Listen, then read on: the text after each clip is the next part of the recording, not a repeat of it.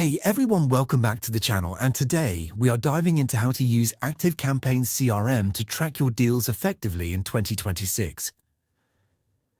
To get started, you will first want to log in to your ActiveCampaign account on your PC, and from the main dashboard, go ahead and locate the Deals tab on the left-hand side menu and click on it to open up your sales pipeline. Once you are in the Deals section, you will see your default pipeline, where you can begin by clicking the Add Deal button in the top right corner, which will open a form where you can enter the deal name, the contact or company associated with it, the estimated value, and the current stage such as in negotiation or won.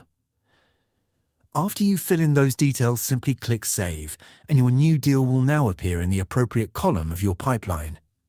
To move a deal forward, you can simply drag and drop it from one stage column to the next as you make progress, which automatically updates the status and keeps your forecast accurate.